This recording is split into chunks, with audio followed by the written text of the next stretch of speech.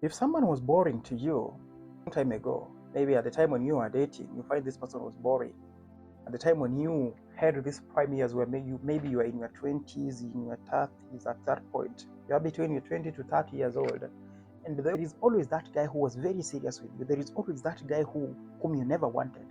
There was always that person who used to do his best. Like he could put in the effort, he could do everything that he wants, he could make sure that you feel good, you feel loved, you feel everything. There was always that guy whom you never wanted even to go and visit him, but he was always there. Every time you try to call him and you ask for a favor, he'll always show up. But then you do not just want him, you just feel he is not the right person for you. Now it reaches 20 years later on, or maybe sometimes it doesn't even take that long, maybe just 5 years later, you come to realize that you have ruined all of your life between those time. You find at the period of 5 years or maybe 7 years, you already have 2 children from different fathers. You do not even know how you're going to take care of them. So you are there and now you try to write a message or a text message or even to try and confirm whether the number of that guy is still the same. He's still using the same phone number. So by good luck, you try to call and he still uses the same phone number that he gave you a long time ago. A person gave you a phone number in 2012 and he's still using it until now. So you sit and you're like, okay. So you call him. Before you even start explaining yourself or even you start to tell him who you are, he already knows who you are. So you're like, okay, can we meet? It's like, okay, at the moment I'm busy. Maybe I will plan during weekends for us to meet. And so there goes the date. You go there with a lot of expectation. And so you sit down, you have a conversation, you start talking, all of that. And then later on, you come to realize that this guy is married and he has like a kid and he has a house. He even drove.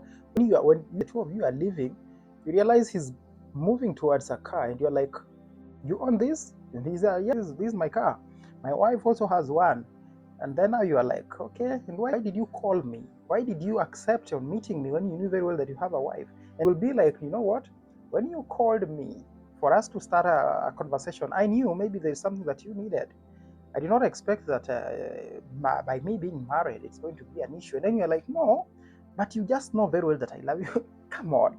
We have stayed for more than 10 years without communicating. And then all of a sudden, you just expect me to shift those feelings that I had for you a long time ago and bring them back here. You want me to now ignore the fact that I'm married for you because for a period of maybe 5 years, which I've been married, 5 years, which I've tried to accomplish something meaningful. The time when you left me, you never cared. You never even gave a chance even to explain myself. That time has already passed. And now you just expect me to bring back those feelings and expect and be there and look at you and love you. You see, sometimes women are very funny creatures. And then she will even leave at that point and she's so much disappointed. And you ask her, what is it? You wouldn't have called me for a date if you knew very well that you are a married woman or you are a married man. But I'm like, okay, come on. You are my friend. We were talking maybe 10 years ago. Now you called me. I did not call you. You called me and you told me that whether we can meet. I thought maybe you have a problem.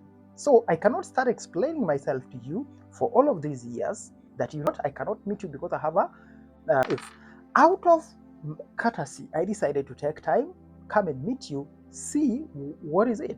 And then you come to realize later on that this lady who is now head over heels for you is having some 3 children there with different fathers. And now he just expected that because you used to show up a long time ago, you are going to show up again.